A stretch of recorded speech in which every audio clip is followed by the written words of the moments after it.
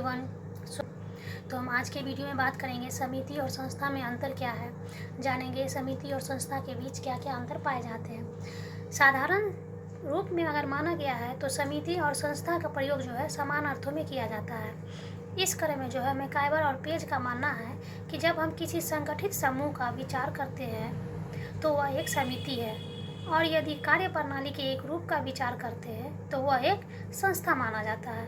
अर्थात समिति जो है वहाँ से एक सदस्य होने का बोध होता है, और संस्था जो होता है वहाँ से एक कार्य प्रणाली या सेवा के साधन होने का बोध होता है। तो समिति और संस्था के बीच जो अंतर है जिसको हम विस्तार रूप में जानेंगे।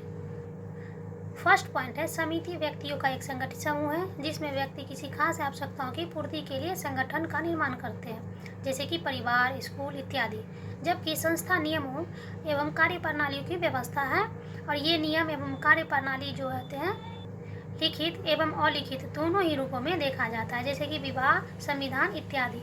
अर्थात माना जा सकता है कि समिति को एक संगठित समूह माना गया है जिसमें व्यक्ति की कुछ खास आवश्यकताएं होती है, उसकी पूर्ति के लिए संगठन का निर्माण करते हैं तो वह समिति कहा जाता है। जैसे कि परिवार हो गया, स्कूल हो गया इत्यादि, ये सभी जो है एक समिति है जहां व्यक्ति अपनी खास आवश्यकताओं की पूर्ति के लिए संगठित या एकत्रित होते हैं।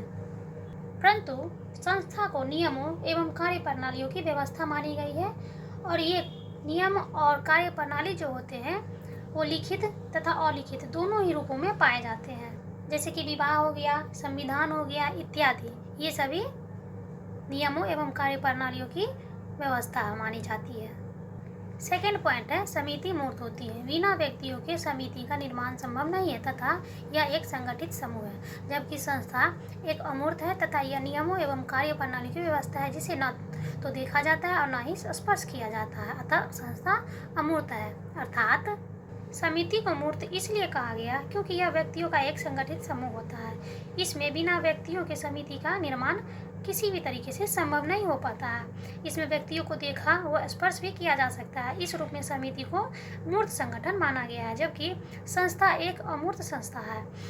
यह नियमों एवं कार्य प्रणालियों की व्यवस्था है। इस नियमों को ना तो देखा जाता है और ना ही स्पर्श किया जा सकता है, इसलिए संस्था एक अमूर्त प्रणाली है। थर्ड पॉइंट है, समिति सुविचारित संगठन है जिसमें व्यक्तियों के उद्देश्य होते हैं जिसे वह प्राप्त करना चाहते हैं, अतः यह स्वतः विकसित नहीं होता, जबकि संस्था का विकास स्वयं ही होता है। यानी कि समिति को एक सुविचारित संगठन माना गया है। इसमें व्यक्ति के उद्देश्य होते हैं जिसे वह प्राप्त करना चाहते हैं, जो यह सोच विचार कर समिति की स्थापना करते हैं, अतः समिति का विकास स्वतः नहीं हुआ है, स्वयं नहीं हुआ है, बल्कि उसका निर्माण किया गया है। जबकि संस्था का विकास स्वयं होता है। आज भी संस्थाएं निर्मित होती है, अतः कहा जा सकता है कि संस्था का निर्माण सोच विचार एवं स्वतः दोनों ही रूपों में होता है या देखा जा सकता है। फोर्थ पॉइंट है, समिति तुलनात्मक रूप में अस्थायी होते हैं जबकि संस्था तुलनात्मक रूप में अस्थायी माने जाते हैं। अर्थात समिति को तुलनात्मक रूप में अस्थायी इसलिए माना जाता है क्योंकि यह एक विशेष हित या उद्देश्य से संबंधित होते हैं, जिसमें समिति का विघटन भी हो सकता है। जैसे कि किसी क्षेत्र में बाढ़ पीड़ित के सहायता करता एक समिति का संगठन हुआ, इस उद्देश्य की पूर्ति के बाद यह संगठन विघटित भी हो सकता है। जबकि संस्था तुलनात्मक रूप में अस्थायी मानी जाती है, इसमें जल्द परिवर्तन नहीं होता है। जैसे कि विवाह संस्था को ही माना जाए तो आज के परिवर्तनशील समाज में जो है इसके रस्म रिवाज में परिवर्तन आए हैं, पर परिवार का आधार अभी भी विवाह प्रणाली ही माना गया है। फिफ्थ पॉइंट है, समिति का एक नाम होता है जिसके द्वारा वह जाना जाता है, जैसे कि पटना कॉलेज हो गया, जवाहरलाल नेहरू विश्वविद्यालय इत्यादि। जबकि संस्था का कुछ प्रतीक होता है, जैसे कि विवाह संस्था के प्रतीक मंडप, कलश इत्यादि। अर्थात कहा जा सकता है जैसे कि समिति को जो है एक नाम के रूप में जाना जाता है, इस नाम के द्वारा है उसे जाना जाता है। जैसे कि पटना कॉलेज हो गया, ये एक नाम हो गया, जवाहरलाल नेहरू विश्वविद्यालय हो गया, ये एक नाम हो गया। इसी के आधार पर जो है समिति को जाना जाता है। लेकिन संस्था में ऐसा नहीं होता है, बल्कि संस्था के कुछ प्रतीक होते हैं, और ये प्रतीक जैसे कि विवाह संस्था के प्रतीक, जैसे कि विवाह का प्रतीक मंडप, कलश इसलिए माना जाता है, उसके आधार पर पता लगाया जा सकता है कि यह एक विवाह का प्रतीक है। और इन्हें देखने से ही पता चल सकता है कि विवाह का कार्यक्रम पूरा हो रहा है या होना है।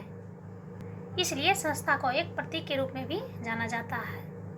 6 पॉइंट है, समिति जो होती है सीमित होती है। यह उन्हीं व्यक्तियों के हित में कार्य करती है जो उनकी सदस्यता होती है, जबकि संस्था व्यापक होती है और यह प्रत्येक सदस्य के हित में कार्य करती है। अर्थात समिति जो होती है वो एक सीमित व्यवस्था के रूप में होती है और यह उन्हीं व्यक्तियों के हित में काम करती है जो उनकी सदस्य होती है।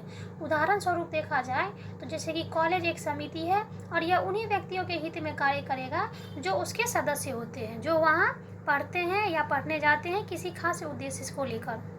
जबकि संस्था को एक व्यापक माना गया है, यह प्रत्येक सदस्य के हित में ही कार्य करती है। जैसे कि विवाह प्रणाली एक संस्था है, इसका उद्देश्य है परिवार का निर्माण करना जो प्रत्येक व्यक्ति के हित के लिए होती है।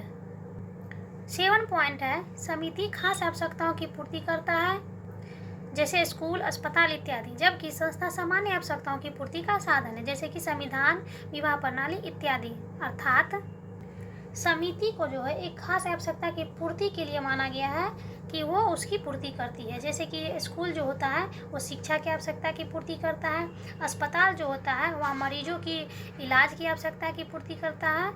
इसी प्रकार जो है समिति खास आवश्यकताओं की पूर्ति करता है। लेकिन संस्था जो है सामान्य आवश्यकताओं की पूर्ति का साधन है जैसे कि समाज में व्यवस्था बनाए रखने के लिए संविधान व कानून रूपी संस्था का विकास, घर बसाने के लिए विवाह प्रणाली रूपी संस्था का विकास इत्यादि काम जो है वो व्यापक रूप में किए जाते हैं। इसलिए कहा गया है कि संस्था सामान्य रूप में व्यापक है और यह सामान्य आवश्यकताओं की पूर्ति का साधन है। 8 पॉइंट है, व्यक्ति समिति के सदस्य होते हैं। समिति व्यक्तियों का संगठित समूह होता है या मूर्त होता है, जबकि व्यक्ति संस्था के सदस्य नहीं होते। यह नियमों एवं कार्य प्रणाली की व्यवस्था है और यह अमूर्त है। अर्थात व्यक्ति जो है समिति के सदस्य इसलिए होते हैं क्योंकि समिति जो है व्यक्तियों का एक संगठित समूह माना गया है जिसको मूर्त रूप में देखा जाता है। मूर्त रूप वो जिसमें व्यक्तियों को देखा हुआ स्पर्श किया जाता है। अतः व्यक्ति समिति के सदस्य होते हैं जैसे कि परिवार, स्कूल, क्लब इत्यादि जो है समिति है। वो व्यक्ति के बिना इसका निर्माण संभव नहीं हो पाता है, उसका निर्माण नहीं किया जा सकता। इसमें व्यक्ति की आवश्यकता जरूर पड़ती है। जबकि संस्था के सदस्य नहीं होते हैं। संस्था जो है नियमों व कार्य प्रणालियों की व्यवस्था मानी गई है और यह अमूर्त है क्योंकि व्यक्ति संस्था के सदस्य नहीं होते। जैसे कि संविधान, चुनाव प्रणाली, विवाह प्रणाली आदि संस्थाएं हैं, व्यक्ति इनके सिर्फ सदस्य नहीं हो सकते हैं। इसलिए यह एक अमूर्त संगठन है जिसको ना ही देखा जाता है और ना ही स्पर्श किया जा सकता है। 9 पॉइंट है, समिति के लिए संस्था आवश्यक है, जबकि संस्था समिति के बाहर अन्य संगठनों में भी अपने महत्व को बनाए रख सकती है। अर्थात समिति के लिए जो है संस्था आवश्यक रूप में माने जाते हैं। बिना नियम और कार्य प्रणाली की समिति अपने उद्देश्य को पूरा नहीं कर सकती है। जैसे कि कॉलेज रूपी समिति जो होती है बिना संस्था के शिक्षा रूप को उद्देश्य को नहीं पूरा कर सकती है, जबकि संस्था समिति के बाहर अन्य संगठनों में भी अपने महत्व को बनाए रखती है। अब है लास्ट पॉइंट 10th, वो है समिति जो है मूलतः वर्तमान से संबंधित है। इसमें आधुनिकता के लक्षण देखने को मिलते हैं, जबकि संस्थाएं मूलतः भूतकालीन अनुभवों पर आधारित होती है। यद्यपि आधुनिक समय में परिवर्तन के क्रम में संस्थाएं भी निर्मित होती रहती है, अतः संस्थाएं मूर्त व वर्तमान दोनों से संबंधित होती है। अर्थात समिति को मूलतः वर्तमान से संबंधित माना गया है। यही कारण है कि इसमें आधुनिकता के हित के लक्षण अधिक देखने को मिलते हैं, जबकि संस्थाएं जो होती है मूलतः भूतकालीन अनुभवों पर आधारित मानी गई है। यह आधुनिक समय में परिवर्तन के क्रम में संस्थाएं भी निर्मित होती रहती थी। अतः ऐसा कहा गया है कि संस्थाएं भूत एवं वर्तमान दोनों से संबंधित व्यवस्थाएं मानी गई है। तो आज का हमारा टॉपिक था समिति और संस्था में क्या अंतर है, जिसके बारे में हम विस्तार पूर्वक जाने।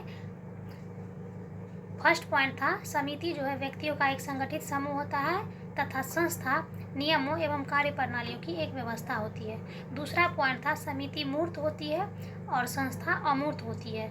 तीसरा पॉइंट था समिति सुविचारित संगठन है तथा संस्था का विकास स्वयं होता है। चौथा पॉइंट था समिति तुलनात्मक रूप में अस्थायी होती है, जबकि संस्था तुलनात्मक रूप में अस्थायी मानी गई है। फिफ्थ पॉइंट था समिति का एक नाम होता है, जबकि संस्था का कुछ प्रतीक होता है।